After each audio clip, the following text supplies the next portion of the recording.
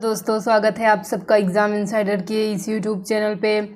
दोस्तों जैसा कि आप सबको पता है कि हम अपने इस यूट्यूब चैनल पे आप सबके कॉम्पिटिटिव एग्ज़ाम्स में पूछे जाने वाले इंग्लिश की प्रॉपर तरीके से और रेगुलरली बेसिस पे तैयारी करवा रहे हैं। दोस्तों आप सबको पता है कि हम अपने चैनल पे आप सबके कॉम्पिटिटिव एग्ज़ाम्स जैसे SSC, CHSL, CGL, MTS इनमें जो भी इंग्लिश का पैटर्न आजकल फॉलो हो रहा है उसको ध्यान में रखते हुए दोस्तों हम आपको इंग्लिश के सेट सॉल्व करवा रहे हैं। तो अगर आप अभी तक चैनल पे नए हैं और आपने अभी तक एग्ज़ाम इनसाइडर को सब्सक्राइब नहीं किया है दोस्तों, तो प्लीज़ सबसे पहले जाइए और जा कर के एग्ज़ाम इनसाइडर को सब्सक्राइब कर लीजिए, साथ में आए बेल आइकन को भी प्रेस कर दीजिए।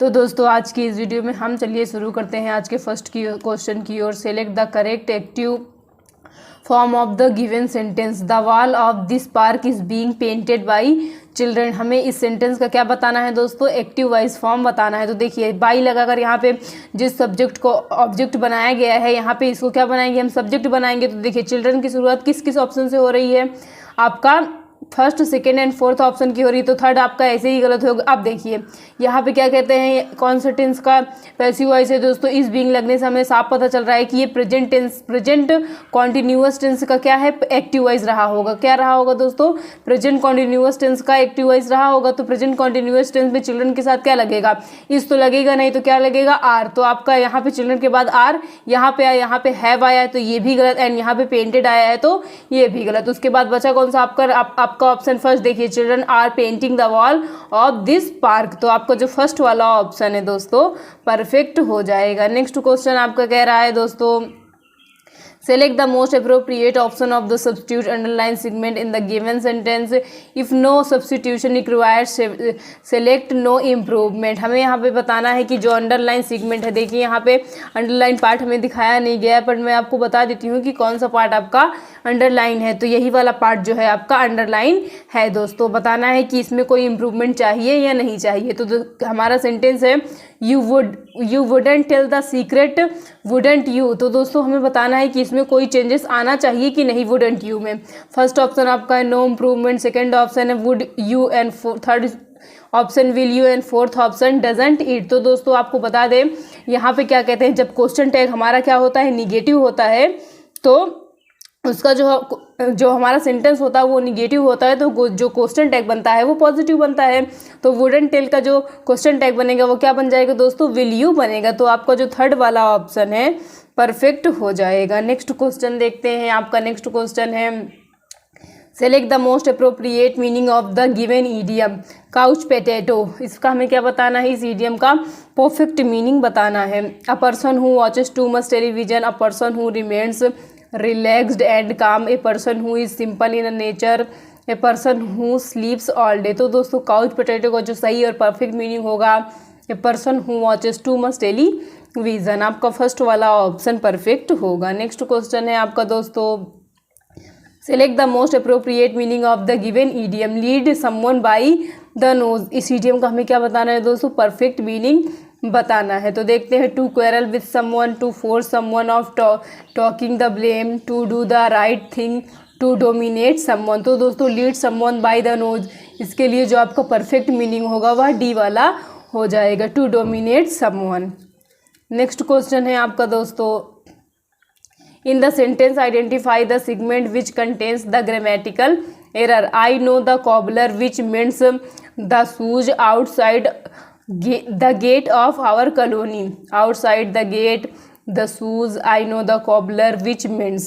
तो दोस्तों हमें बताना है कि किस पार्ट में एरर है। तो आपको बता दें दोस्तों यहाँ पे कौन से पार्ट में एरर है, डी वाले पार्ट में एरर है, क्योंकि जो विच है उसका प्रयोग हम निर्जीव पदार्थों या फिर जानवरों के लिए करते हैं, लेकिन यहाँ पे जो कॉबलर है वो क्या है, मनुष्य है यानी इंसान है, तो उसके लिए हम विच का प्रयोग नहीं करेंगे। तो इस विच के स्थान पे क्या होना चाहिए, दैट होना चाहिए, दैट मीन्स। तो आपका यहाँ पे डी वाला ऑप्शन में एरर है। नेक्स्ट क्वेश्चन देखते हैं दोस्तों। आपका नेक्स्ट क्वेश्चन है select the most appropriate option of substitution the underlined segment in the given sentence. If no substitution is required select no improvement. The head has been so busy to go through these files and resolve the matter, too busy to go through, such busy to go through, no improvement, too busy to go through। तो दोस्तों यहाँ पे हम आपको बता दें कौन सी वाली पार्ट में एरर है आपके। यहाँ पे आपका देखिए सो का मतलब क्या होता है, मोर देन इनफ। तो यहाँ पे दोस्तों आपका जो परफेक्ट ऑप्शन होना चाहिए डी वाला हो जाएगा। कौन सा हो जाएगा दोस्तों, डी वाला हो जाएगा, too busy to go through. Next question देखते हैं। नेक्स्ट क्वेश्चन है आपका, select the synonyms of the given word. Entice, entice का क्या बताना है हमें, सिनोनिम्स बताना है। इसका मतलब होता है दोस्तों बहकाना। तो सॉरी दोस्तों, इसका हमें परफेक्ट सिनोनिम्स बताना है। First option ensue, second option entrap, third option enrage and fourth option entail. तो इसका जो दोस्तों आपको परफेक्ट सिनोनिम्स हो जाएगा वह इंट्रैप हो जाएगा, आपका बी वाला ऑप्शन परफेक्ट होगा। Next question, given below are 4 jumbled sentence, select the option that gives their correct order. In China thousand of people celebrated it, the lunar year of the pig began on 5th February. Others burned the first oil stick of the A to bring them good fortune. Some performers re-enchant historical ceremonies. तो दोस्तों इसे हमें क्या करना है, arrange करना है। तो देखते हैं इसके लिए आपका जो परफेक्ट ऑप्शन होना चाहिए वह कौन सा होगा। तो दोस्तों आपका ऑप्शन क्या है, बी ए डी सी है, उसके बाद है A B C D, third option D A B C and fourth option है बी डी सी ए। तो इसके लिए जो आपका परफेक्ट ऑप्शन होगा दोस्तों फर्स्ट वाला होगा, बी। सबसे पहले बी वाला आएगा, देन ए वाला, फिर डी वाला एंड लास्ट में सी वाला आएगा। नेक्स्ट देखते हैं दोस्तों, select the antonym of the given word. Finity, finity का क्या बताना है हमें, एंटोनॉमी बताना है। फिनिटी का मतलब होता है दोस्तों सीमित। First option finished, second option endless, third option bound and fourth option limited. तो फिनिटी का जो परफेक्ट एंटोनॉमी होगा वह इंडलेस हो जाएगा। नेक्स्ट क्वेश्चन देखते हैं, select the wrongly split word. तो आपका क्वेश्चन क्या है दोस्तों, select the wrongly split word. तो देखते हैं इसके लिए आपका कौन सा ऑप्शन परफेक्ट होगा। फर्स्ट ऑप्शन है रेनी एन, सेकेंड ऑप्शन है रियूमिनेशन, थर्ड ऑप्शन है रिमॉन्स्ट्रेट एंड फोर्थ ऑप्शन है रेंडेजोवस। तो दोस्तों हमें क्या बताना है, यहाँ पे एक रॉन्गली स्प्लिट वर्ड बताना है। तो यहाँ पे आपको बता दें जो शुद्ध स्पेलिंग है वह कौन सी है, रेनियंस है। इसका जो शुद्ध स्पेलिंग होगी वो क्या होगी, RENAISSANC। इसका मतलब क्या होता है दोस्तों, इसका मतलब नवजागरण होता है। तो यहाँ पे देखिए क्या मिस्टेक की गई थी, आई के स्थान परिवर्तित करने की वजह से ये आपकी स्पेलिंग गलत हो गई थी। नेक्स्ट क्वेश्चन पे चलते हैं। नेक्स्ट क्वेश्चन आपका है कि select the synonyms of the given word. Dubious, dubious का हमें क्या बताना है दोस्तों, सिनोनिम्स बताना है। डूबियस का मतलब होता है दोस्तों संदेहपूर्ण। क्या होता है, संदेहपूर्ण। तो ऑप्शंस देख लेते हैं, फिशी, लॉयल, स्टीडी, सर्टेन। तो दोस्तों डूबियस का जो परफेक्ट आपका ऑप्शन होगा वो कौन सा हो जाएगा, फिशी हो जाएगा। नेक्स्ट क्वेश्चन है आपका, नेक्स्ट क्वेश्चन देखिए दोस्तों, कह रहा है कि fill in the blank. In many countries the dead dash in a pay for men and women in quite common. For example in Germany women are paid 20% less as compared to men. तो यहाँ पे हमें बताना है कि जो blank है उसके स्थान पे क्या आएगा। First option equivalence, second option unlikeliness, third option disparity and fourth option है डिसएग्रीमेंट। तो दोस्तों यहाँ पे जो आपको परफेक्ट वर्ड आना चाहिए वह क्या आएगा दोस्तों, यहाँ पे आपका जो परफेक्ट वर्ड आएगा दोस्तों डिस्पैरिटी आएगा। इसका मतलब क्या होता है दोस्तों, इसका मतलब होता है कि अभी भी बहुत से देशों में वुमेन और मेन में जो उनकी मजदूरी होती है उनमें क्या कहते हैं, डिस्पैरिटी की जाती है, यानी महिलाओं को पुरुषों की तुलना में कम मजदूरी दी जाती है। नेक्स्ट क्वेश्चन पे चलते हैं। आपका नेक्स्ट क्वेश्चन है दोस्तों, given below are 4 jumbled sentence, select the option that gives the correct order. तो यहाँ पे हमें 4 सेंटेंस दिए गए हैं और हमें इसे क्या करना है, अरेंज करना है। Canada accounts for nearly 1/3 of the world's production of newsprint forest products, therefore have been important export items of Canada for more than a century. A large part of Canada is covered with coniferous tree. Pulp and paper are the two most important forest product. यहाँ पे most होना चाहिए, क्या होना चाहिए दोस्तों, most होना चाहिए। तो हमें इसे क्या करना है, अरेंज करना है। तो आपको बता दें यहाँ पे सबसे पहले आपको कौन सा ऑल ऑप्शन आना चाहिए, बी वाला। तो बी से सेंटेंस की शुरुआत सिर्फ और सिर्फ आपके ऑप्शन फर्स्ट में हो रही है, तो आपको जो फर्स्ट वाला ऑप्शन है दोस्तों परफेक्ट हो जाएगा। नेक्स्ट देखते हैं। नेक्स्ट क्वेश्चन आपका है दोस्तों कि select the antonym of the given word. Select the antonym of the given. आपका वर्ड है दोस्तों रेपीमेंड। क्या है, रेप्रीमेंड। इसका मतलब क्या होता है दोस्तों, इसका मतलब होता है डांटना। रिप्रीमेंड मतलब होता है डांटना। इसका हमें परफेक्ट एंटोनॉमी बताना है। First option compliment, second option reproach, third option apprehend and fourth option blame. तो दोस्तों रिप्रेहेंड का जो परफेक्ट एंटोनॉमी होगा जाएगा वह कॉम्प्लीमेंट हो जाएगा। आपका फर्स्ट वाला जो ऑप्शन है परफेक्ट होगा। नेक्स्ट क्वेश्चन आपका क्या है दोस्तों, नेक्स्ट क्वेश्चन है select the word which means the same as the group of words given. Someone who believes that people can't change the way events will happen. तो दोस्तों हमें इसके लिए क्या करना है, वन वर्ड फाइंड करना है। First option seed, second option profit, third option fanatic and fourth option fatalist.